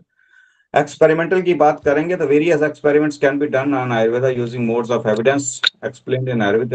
प्रत्यक्ष, आप्तोपदेश, अनुमान और युक्ति, ये हमारे 4 एस्पेक्ट हैं। प्रत्यक्ष, वही हमने कहा जो सामने देख रहे हैं। आप्तोपदेश, शास्त्र ने क्या कहा, आगम।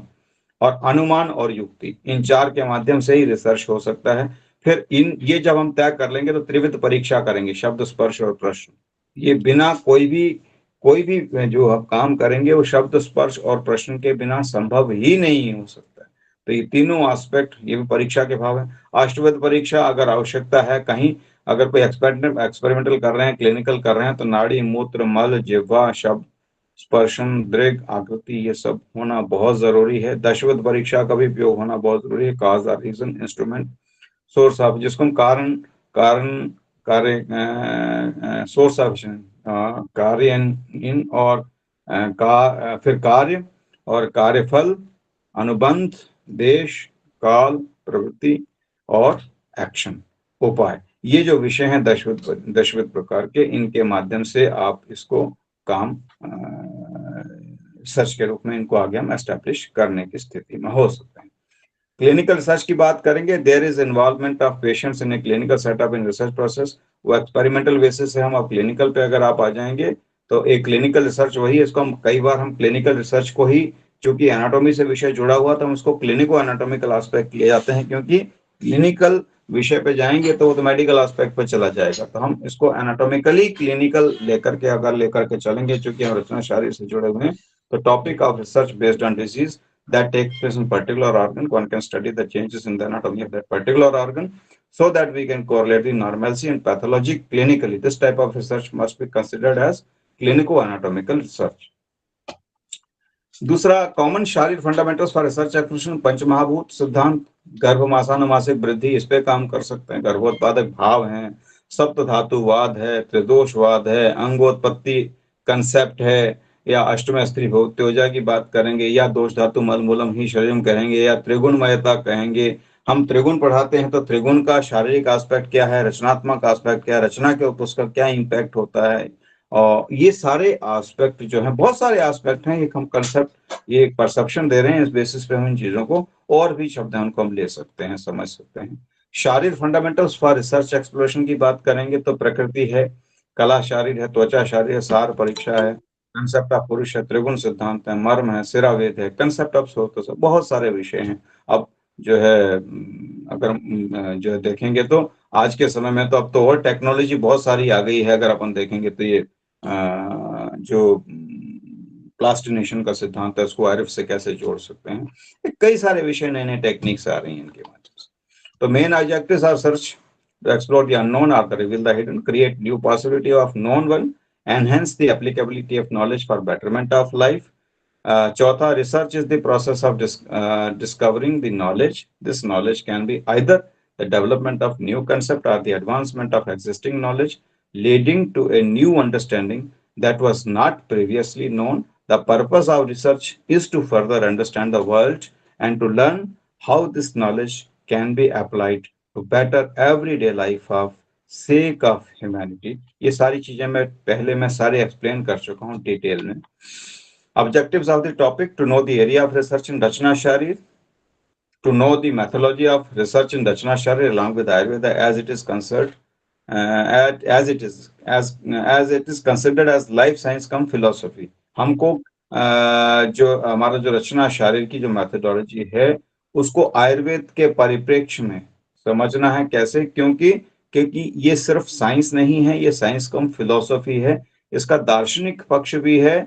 कोई दार्शनिक से मतलब होता है कि एक तरीके दर्शन, मतलब किसी चीज को, दर्शन का मतलब ये नहीं, दर्शन का मतलब उसका जो वास्तविक स्वरूप है, जो उसका अप्लाइड एस्पेक्ट है, उसको हम दर्शन के रूप में समझ सकते हैं कि उसको वास्तविक रूप में देखना, उसका, उसकी दृष्टि क्या है, उसका भाव क्या है, उस रूप में अगर अपन देखेंगे तो साइंस कम फिलोसॉफी को हम समझ पाने में सक्षम हो सकते हैं। To explore the concept of Sharir and Sharir with holistic approach as per Ayurveda so that complete health may be achieved. Purpose तो यही है कि शरीर और शारीर को हम समझ सकें होलिस्टिक अप्रोच के साथ में आयुर्वेद के परिप्रेक्ष्य में, ताकि हम स्वास्थ्य के संरक्षण की जो अवधारणा है उसको पूर्ण कर सकें। Reveal the misbelief and misinterpretation and untruth regarding शारीरिक कंसेप्ट्स। जो भी मिसबिलीफ्स हैं, जो भी मिसइंटरप्रिटेशन हैं, जो भी अनट्रूथ्स हैं शारीरिक, जैसे मैंने कहा बहुत पहले का एक कंसेप्ट में कई बार चर्चा करता हूँ, ये बातें आती हैं कि बहुत पहले जब मॉडर्न मेडिकल साइंस आई थी तो उन्होंने कहा था कि जो माता का दूध है बच्चे के लिए उपयोगी नहीं है, तो उस समय बंद कर दिया गया था माता, जबकि माता का दूध बच्चे के लिए सर्वोत्तम आहार है। और फिर बाद में जब इसके इम्पैक्ट्स देखने को मिलना शुरू हुए, तब उन्होंने रिसर्चर्स की, तब उनको रियलाइज हुआ कि वास्तव में इसकी तो बहुत बड़ी इंपॉर्टेंस है, तब फिर मातृ दुग्ध को महत्ता दिया जाना शुरू हुआ। ऐसे ही कई सारे मिस इंटरप्रिटेशन है, जैसे पुंसवन है, ये भी एक मिस इंटरप्रिटेशन मान सकता है कोई। अगर कोई सच्चा वैज्ञानिक है, सच्चा साइंटिफिक पर्सन है, तो वो कभी किसी चीज को नकारेगा नहीं, उस पर लगातार काम करे। एक रिसर्च रिजेक्ट हो सकती है, रिसर्च कभी खत्म नहीं होती। रिसर्च एक कंसेप्ट को खत्म किया जा सकता है, लेकिन उस पर फिर पुनः काम करके उसको आगे बढ़ाया जा सकता है। एक रॉकेट आसमान में गया और वो फेल हो गया था, क्या दूसरा रॉकेट नहीं बनाएंगे? आप दूसरा बनाएंगे, उसमें क्या कमी थी उसको दूर करेंगे। काम करना है, करना ही पड़ेगा, तभी विज्ञान आदमी आगे बढ़ेगा और आदमी इस विज्ञान को स्थापित कर पाने में सक्षम होगा। To promote clinical and clinical anatomical researches Rachana Sharir rather than literary और कॉन्सेप्चुअल वन। लिटरेरी और कॉन्सेप्चुअल वन की अपनी महत्ता है, नो डाउट, इसमें कोई दो राय नहीं है, लेकिन जब तक आप क्लिनिकल एनाटॉमिकल एस्पेक्ट पे अपने आप को स्थापित नहीं करोगे, तब तक आपकी क्लिनिकल पहचान, आपका एक जो चिकित्सकीय पक्ष है वो लोगों के सामने नहीं आ पाएगा। इसलिए क्लिनिकल एनाटॉमिकल रिसर्चेस के ऊपर भी काम किया जाना जरूरी है। To establish the clinical significance Sharir as it is considered as non clinical, जैसे मैंने भी कहा, इसको प्री क्लिनिक और नॉन क्लिनिकल ही मान करके चलते हैं। अगर हम काम करेंगे, आज तक हम इस पक्ष को लेकर के ही नहीं चलते थे। हमारी जो पीढ़ी थी, या हो सकता है हमसे पहले वाली पीढ़ी, या हम लोग जो रहे हैं, हो सकता थोड़ा लेथार्जिक रहे हैं, अरे यार चल जाएगा काम, या हमको नौकरी मिल जाती थी, या हम थोड़ा रिलक्टेंट रहते थे उस कंडीशन में, तो हमने अपना टाइम निकाला जैसे भी करके। लेकिन आज का समय वो नहीं है, आज के समय में अपने आप को प्रूव करना पड़ेगा। तो लोग बहुत काम कर रहे हैं, और आज की डेट में देखेंगे तो रचना शारीर के बहुत अच्छे अच्छे हमारे सामने हस्ताक्षर हैं जो काम कर रहे हैं हमारे बीच में, चाहे योगेश वाणी जी हों या और कई लोग हैं ऐसे जो चिकित्सा कर रहे हैं, अच्छा काम कर रहे हैं, तो वो टक्कर दे रहे हैं क्लिनिकल एस्पेक्ट पे लोगों को। तो मैं मुझे गर्व होता है। ऐसे और भी कुछ नाम हो सकते हैं, मैं अभी नहीं ले पा रहा हूँ या मुझे ध्यान नहीं हो सकता आप में से भी बहुत सारे लोग हों। तो हम लोग काम कर रहे हैं और ऐसे लोगों को हम अपनी अपनी योग्यता को उसके माध्यम से सिद्ध कर रहे हैं। अगर हम अच्छे शारीर विशेषज्ञ नहीं है, शारीरविद नहीं है, तो अच्छे चिकित्सक कभी बन ही नहीं सकते हैं। तो अगर हमारा शरीर का अच्छा ज्ञान है तो चिकित्सक तो हम अपने आप ही अच्छे होंगे। तो उस कंसेप्ट को लेकर के चलेंगे तो निश्चित रूप से हमारी जो ये विधा है इसको लाभ मिलेगा। रचना को, शरीर रचना हमारा जो विषय है, इसको भी लाभ मिलेगा, हमारी फ्रेटर्निटी को लाभ मिलेगा, शारीरिक फ्रेटर्निटी को। तो produce good physician doctors as only good medical teacher can produce good doctors. ठीक है, अच्छी शिक्षा होगी, अच्छा तो अच्छा शिक्षक ही एक अच्छे डॉक्टर को जो है पैदा कर सकता है, बना सकता है। क्योंकि हम अच्छे शिक्षक होंगे, हम शरीर के सिद्धांतों को उसको बता पाएंगे, इन रिसर्च के माध्यम से काम करेंगे, अच्छी अच्छी चीजें उनके सामने ला सकेंगे, तो हम अच्छे चिकित्सक बना पाएंगे। Good doctor and physicians are the need of the hour, and to avoid mismatch of our identity as doctor with our persona, as this mismatch is the cause of anxiety। अगर हम अपने आप को डॉक्टर नहीं मान पा रहे हैं, हमारी पहचान एक डॉक्टर के रूप में नहीं हो रही है हमारी पर्सनालिटी के साथ में, तो हम फिर बाद में हमारी एक चिंता या फिक्र या एक डिप्रेशन या एक अवसाद की स्थिति हो सकती है। तो उस स्थिति से बचने के लिए जरूरी है कि हम, और ये तब होगा जब जब उसको नॉलेज की प्रॉपर नहीं होगा, अप्लाइड वे में नहीं समझेगा, पूरी तरह से उन सिद्धांतों को नहीं समझ पाएगा, तो ये स्थितियां उत्पन्न होती हैं।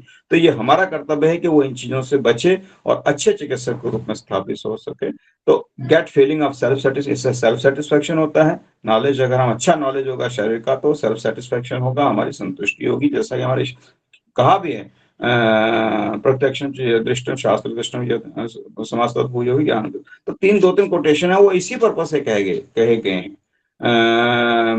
To be aware of upcoming crisis. और इससे आने वाले समय में जो क्राइसिस आते हैं, जो रोग आते हैं, जो नए नए चैलेंजेस आ रहे हैं, उनको जो है हम दूर कर पाने में सक्षम हो पाएंगे। और उसके लिए सिर्फ और सिर्फ अध्ययन और अनुसंधान, ये दोनों ही पक्ष हैं। चाहे आप कोरोना काल में देख लीजिए कितना अनुसंधान हुआ, टीका बनाए गए, इमीडिएटली टीका बनाएंगे, उनके रिजल्ट्स देखे गए और आज उस क्राइसिस को हम पार कर पाने में सक्षम हुए। तो ऐसे ही हर पल हर समय जो अनुसंधान की आवश्यकता है और ऐसे काम किए जाने निरंतर आवश्यक।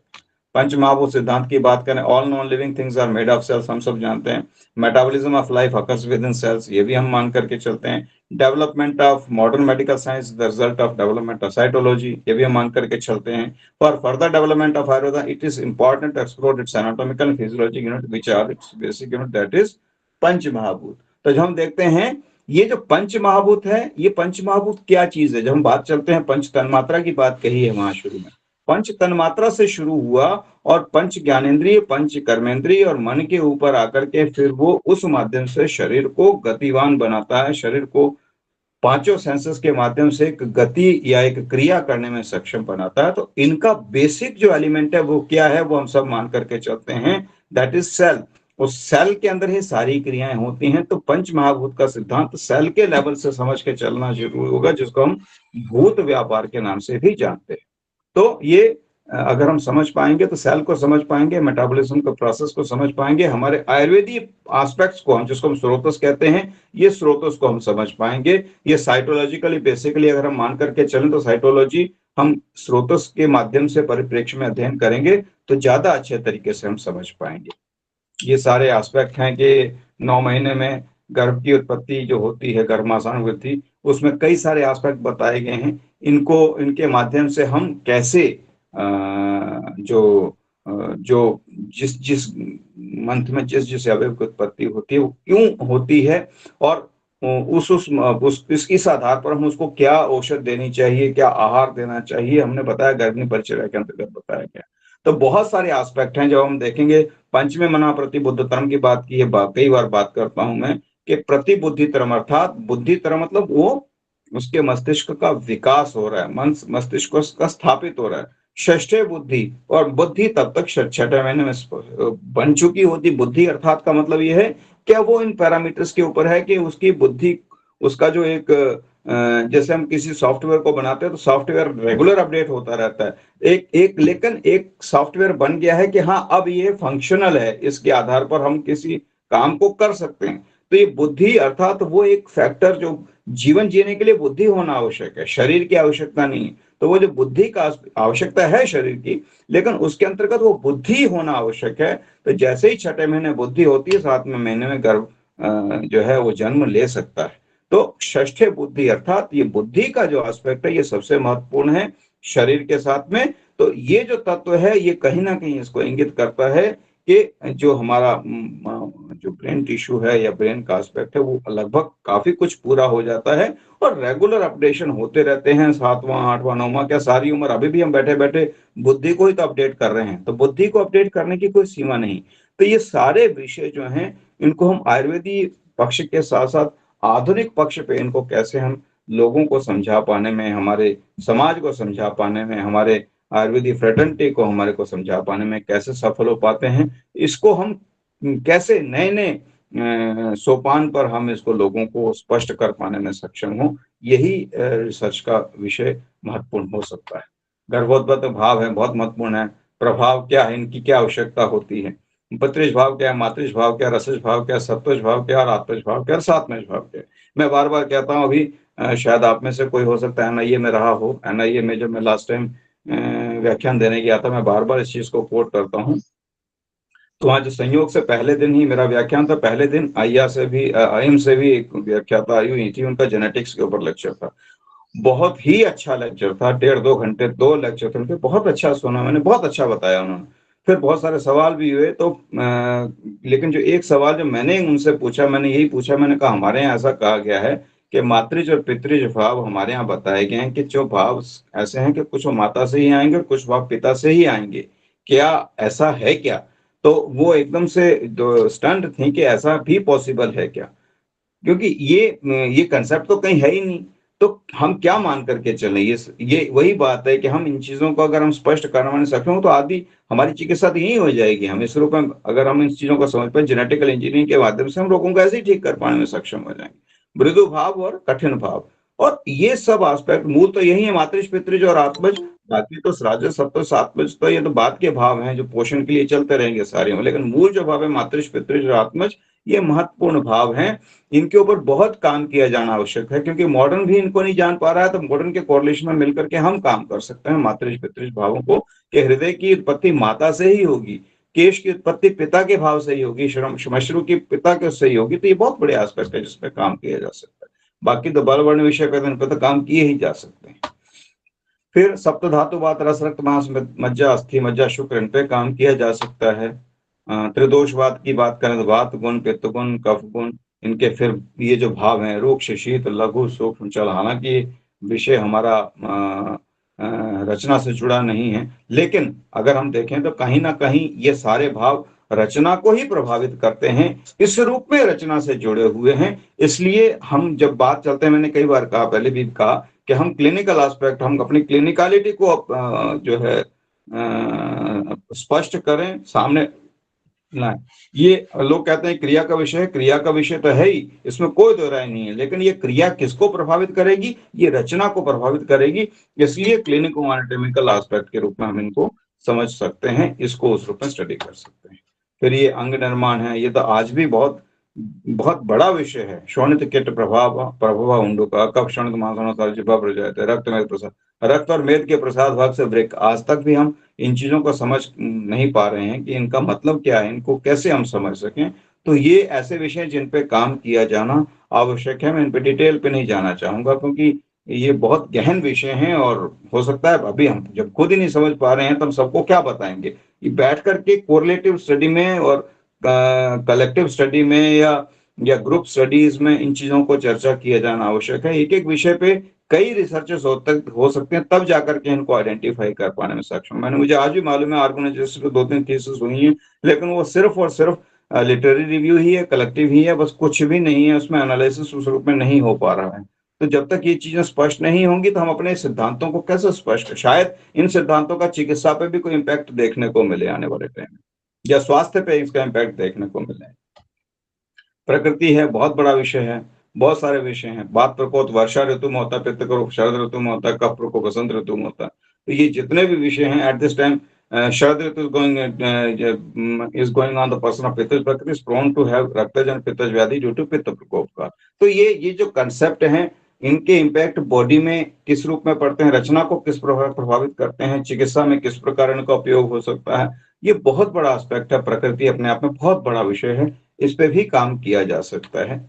काल कला शारीर मांस धरा कला पितृ धरा, अब ये इनको कैसे समझेंगे, प्रतान क्या है, मांस धातु क्या है, हम हर चीज को कोरिलेट करने के प्रयास कर रहे हैं। आज भी मैं फिर वही इसी बात पे आ रहा हूँ कि हम सिर्फ और सिर्फ कोरिलेट ही कर रहे हैं, स्टैंडर्डाइजेशन आज भी नहीं हो पा रहा है इन चीजों का। तो इन सब चीजों का स्टैंडर्डाइजेशन होना बहुत जरूरी है, इनके लिए यूनिफॉर्मिटी, एक स्पष्ट निर्देश अथॉरिटी हो कि इनको हम इस रूप में मान सकते हैं। एक बार मान लीजिए, संशोधन हर जगह होते हैं, मॉडर्न साइंस में भी डेली संशोधन होते हैं, तब कहीं कोई शुरू हो, एक कोई अथॉरिटी बने और वो इन प्रकार से इनको एक वैलिडेट करे, इनका एक स्टेटस बनाए और उस आधार से इनको हम सब व्यवहार में लेकर के आ पाए। त्वचा शारीर वासनी, इनके ऊपर बहुत काम किया जा सकता है। कॉन्सेप्ट ऑफ पुरुष, इसके ऊपर बहुत काम किया जा सकता है। ये तो मेरा बहुत ही फेवरेट विषय है, बहुत चर्चा होती है, बहुत डिस्कशंस करता हूँ मेरा। पुरुष concept is a part of आत्मादि विज्ञान which helps in achieving the state of प्रसन्न आत्मेंद्रिय मन आत्मा and atma and man are organization components of sharir in this era of anxiety and stress.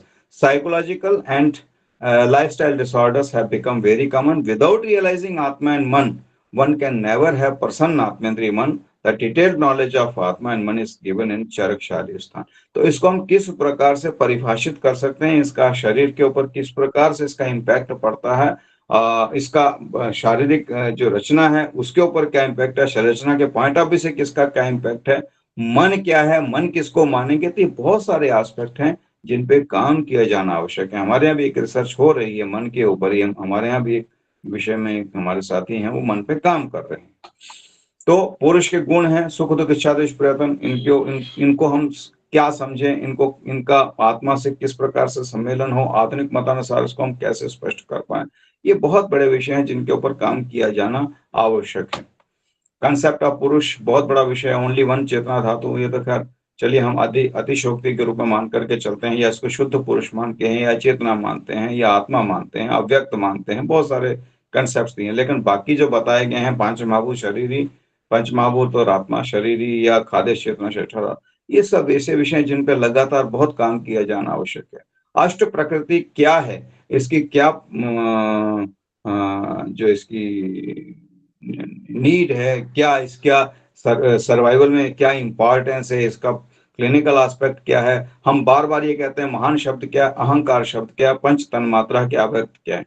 हम महान और अव्यक्त बुद्धि को कई बार कोशिश करते हैं कि महान और बुद्धि से हम क्या मान करके चले, लेकिन कहीं कोई स्पष्ट उल्लेख नहीं है, कहीं कोई स्पष्ट इनका रिकॉर्ड नहीं है जिनके माध्यम से रिकॉर्डेड एविडेंस बेस पे इसको हम रिकॉर्ड किया हुआ नहीं कहीं अंकित किया हुआ है जिसके आधार पर हम सबको कह सकें कि हाँ भाई ये इसको इसी रूप में ही माना जा सकता है। हर आदमी अपने अपने परसेप्शन से बताता जा रहा है सबको, चलिए उस आधार पर ही कभी ना कभी तो ये चीजें स्पष्ट होंगी, आने वाली जनरेशन करेगी, कोई ना कोई तो करेगा ही।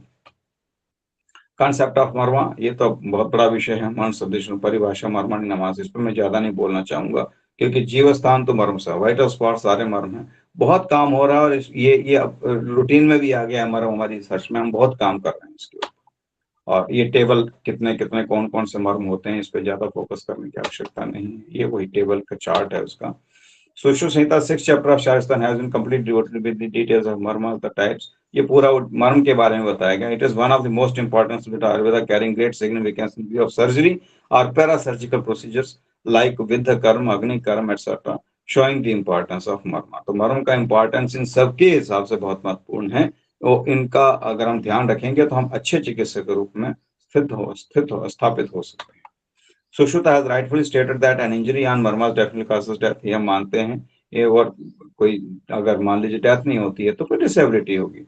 Knowledge of marmas as said by Sushruta to be half of knowledge of Shalya Tantra का आधा विषय, मर्माणी शल्यार्थ विषय में उदाहरण दिया, ऐसा करके क्या none can be a good surgeon without knowing this मर्मो पॉइंट्स, ये बहुत मर्म की इम्पॉर्ट को लेकर के चल रहे थे।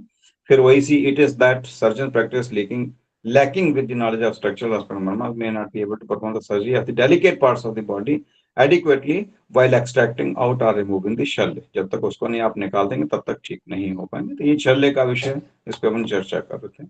प्लेसेस वही मांस, ये मर्म के ऊपर ही पूरा एक चैप्टर एक अलग से थोड़ा थोड़ा लिया, मैं इस पे ज्यादा नहीं जाना चाहता हूँ। ये पांचों का संयोग होता है और इसमें प्राण रहते हैं। और विदाउट शरीर में अगर हम देखेंगे, there is no marma which may not produce little harm in home. Generally, a man after getting an injury to a murmur becomes either disabled or the pathological changes produced at the site of the murmurs are most difficult condition to be treated. Even if they are treated with the greatest care and under an expert surgeon, complications are sure to follow. ये concept हमारा हम सब जानते हैं। मैं इस पे ही, ये मर्म पे ही, इस पे मैं ज्यादा नहीं जानना चाहूंगा। रूटीन है ये सारा, वही चीजें हैं। फिर कंसेप्ट ऑफ स्रोतस निरुक्ति श्रवणात् श्रोतांसी, इस पे हम 11 पेयर कहा तो योग बाही क्यों कहा, ये चरक ने, आचार्य चरक ने 13 ही क्यों कहे हैं। किसी ने मनोवय स्रोतस माना तो मनोवय स्रोतस किसको मान लिया, कोई मनोवय स्रोतस को नर्वस सिस्टम से जोड़ता है, कोई किसी दूसरे पक्ष को लेकर के चलता है। तो ये चीज स्पष्ट होना बहुत जरूरी है। आर्तव्य स्रोतस का वर्णन चरक ने किया, सुश्रुत ने किया है। तो सुश्रुत ने आर्तव्य स्रोतस का वर्णन किया तो क्या पुरुषों में तो आर्तव है ही नहीं, तो किस प्रकार से इसको हम स्पष्ट कर सकते हैं कि अगर हम 11 उसकी बात करेंगे तो आर्तव को किस प्रकार से पुरुषों में स्पष्ट करें। तो बहुत ऐसे ऐसे विषय हैं जो बच्चे हमसे पूछते हैं, उनको हम पे, तो इनको कैसे सिद्ध करना है, इनका क्यों इसमें वर्णन देखने को मिलता है, ये स्पष्ट किया जाना बहुत जरूरी है। मैं यहाँ आर्तव्य स्रोतस की उसको सिद्ध करने में नहीं लग रहा हूँ, लेकिन ये विषय हैं जिन पे चर्चा होनी जरूरी है, जिन पे काम किया जाना जरूरी है। अगर आवश्यकता हो, हालांकि हम बार बार एक बात कहते हैं कि हमारे शास्त्र पूर्ण है, लेकिन हमेशा आचार्य चरक भी ये बात कह के गए हैं कि योगानुरूप संदर्भ में हर एक चीज में जहां जहां आवश्यकता हो उन तथ्यों को संवर्धित या संपोषित किया जा सकता है। ये वही किसको क्या मान सकते हैं, सोकस can be compared with unicellular structures, धातु का ट्रांसपोर्टेशन करते हैं, इन्यूमरेबल ओपनिंग्स हैं, पाथवेज ऑफ न्यूट्रिएंट प्रोडक्ट्स हैं, बहुत सारी चीजें बहुत कॉमन है। स्रोतमूल पे या चर्चा, ये स्रोतमूल ही अपने आप में चर्चा का विषय है कि इनको हम कैसे मान सकते हैं, किस प्रकार से इनका इसको हम सिद्ध कर सकते हैं। बहुत सारे विषय, जैसे मैंने कहा उसकी मेदोभय की बात की, वृक्क और वपावहन का, तो क्यों कहा, कई जगह तो हम बहुत स्पष्ट हैं, कई जगह स्पष्ट नहीं है। अगर हम, जैसे मैंने पहले भी कहा कि अगर उदक वह के तालु क्लोम, क्लोम क्या है, आज तक हम स्पष्ट कर, कई जगह हम स्पष्ट हैं, कई जगह हम स्पष्ट नहीं हो पाए हैं। हम जरूर अपनी रिसर्चर्स में कुछ कुछ पक्ष लाते हैं, उनको स्पष्ट करने का प्रयास करते हैं, लेकिन आज भी हम उन चीजों को, जितनी भी रिसर्चर्स हुई हैं, उनको कहीं यूनिफॉर्म प्लेटफॉर्म पे एक सिद्ध नहीं कर पा रहे हैं। ये मैं बार बार इस चीज को कह रहा हूँ। ये कलाएं होंगी, सप्तमी शुक्रधरा नाम या सर्वनाम से, आज भी हम समझ नहीं पाते हैं कि सप्तमी शुक्रधरा नाम सातवीं शुक्रधरा है, सर्व शरीर व्यापी नहीं है। तो फिर महिलाओं में तो शुक्र होता नहीं है, तो ये शुक्र कौन सा है, हर बार इस बारे में बताना पड़ता है, हर बार इसमें चर्चा होती है। यथा पैसी सर्पिस तो गुणेश, ये सारी चीजें जो कही गई हैं, इन पे काम किया जाना आवश्यक है। और इनको जो हम जितनी भी पुस्तकें हमारी आयुर्वेद की, हमारे महाविद्यालय में हम अध्ययनरत करते हैं, हमारे साथियों की जो किताबें जिनको हम पढ़ते हैं, उन किताबों में सिर्फ ये लिखा हुआ है और या मॉडर्न एस्पेक्ट लिखा हुआ है। कहीं सप्तमी शुक्रधरा कला को इस रूप में कहीं व्याख्यायित करते हुए वर्णन नहीं किया गया कि इसको शुक्रधरा कला को हम इस रूप में, हम आधुनिक परिप्रेक्ष्य में हम समझें और इसी रूप में ही चलेगी, ऐसा कहीं किसी किताब में। हम 2 किताबें पढ़ते हैं, एक आयुर्वेद की पढ़ते हैं, एक मॉडर्न की पढ़ते हैं, और उनके हम कोरिलेशंस निकालते रहते हैं। तो ऐसा हमारा सिलेबस होना चाहिए, ऐसी बुकलेट्स होनी चाहिए कि अब वो मॉडर्न साइंस, मेडिकल साइंस नहीं, मॉडर्न साइंस को इंटरप्रेट करते हुए आयुर्वेदिक एस्पेक्ट्स को स्पष्ट करते हुए बच्चों को गाइड कर पाने में, पढ़ा पाने में सक्षम हो, ऐसी किताबें लिखी जाना आवश्यक है। ये सारे कोटेशंस हैं जिनके ऊपर काम किया जा सकता है। बहुत सारे कोटेशंस हैं, बहुत लंबा खिंच गया मुझे लगता है, काफी टाइम हो गया, मैं इसको कंट्रोल करूं अभी। ये सारे कई सारे हैं जिन पे काम किया जा सकता है। सिरावेद के ऊपर किया जा सकता हूँ, जो ये सारे कितनी अवैध सिरा हैं उनके बारे में इन पे काम किया जा सकता है। ये सारे कई सारे विषय, सिरावेद चिकित्सा, सिरावेद के बहुत बड़ा विषय जिस पर काम किया जाए। सिरावेद में शस्त्र पातन का प्रमाण, मांस और प्रदेशों में जव मात्र शस्त्र घुसाना चाहिए, इससे अन्यत्र जहां मांस अधिक ना हो, आधे जौ के बराबर, या ब्रीही मुख में ब्रीही के बराबर, हड्डियों के ऊपर कुठारिका से आधे जौ के बराबर। मतलब देखिए कितना डिटेल्ड वे में उन्होंने एक एक चीज को सुश्रुत में बता रखा है, बहुत काम हो चुका है। इसको हम आधुनिक परिप्रेक्ष्य में, आधुनिक मॉडर्न विज्ञान के प्रेक्ष्य में इसको परिवर्धित करना आवश्यक है। इसी प्रकार ये कहाँ कहाँ कौन कौन से सिरा का वेदन करना है वो सारा बताया गया है। तो ये बहुत सारे विषय थे, बहुत बड़ा विषय है, अभी भी हम इसको चाहें तो, क्योंकि ये अनंत विश्लेषण है, अनंत चर्चा है, इसकी कोई सीमा नहीं है। रिसर्च विषय बहुत बड़ा विषय है और जितना हम फैलाएँगे, फैलाते चले जाएँगे। कुछ विषयों को मैंने टच करने का प्रयास किया है। हो सकता है आप सबका विज़न और बड़ा हो, बहुत आपके पास में ऐसे पक्ष हों जिनकी आप चर्चा कर सकते हैं। तो जो मेरी क्षुद्र बुद्धि के माध्यम से जो मैं आपके साथ चर्चा कर पाने में सक्षम हो पाया वो मैंने आपके सामने प्रस्तुत करने का प्रयास किया है। आप सब लोगों ने मुझे बड़ी धैर्यपूर्वक सुना है। इसके लिए मैं आप सभी का बहुत-बहुत आभारी हूँ और आशा करता हूँ कि शायद मैं आपके कहीं कुछ 1% भी अगर किसी जो है भाव को जागृत कर पाने में सक्षम हो पाया हूँगा, तो मेरे लिए ये बहुत बड़ी सफलता है और बहुत बड़ी उपलब्धि होगी। बहुत-बहुत धन्यवाद, आप सबने मुझे शांति से सुना। Thank you very much sir. Thank you, sir. Thank you, sir. Thank you for Thank you your for vast your vast experience experience on on discussion about the discussion about topics the of topics of research in research in Rachna Sarir Rachna Sarir specially. specially. As sir has As sir has discussed discussed from from theoretical point of theoretical view, point of view, conceptual point of conceptual point view, of view, clinical point of clinical view, point of and view, the and the futuristic futuristic scope of our scope of science our also. science also. So So I am very I'm very thankful to thankful sir, to sir. and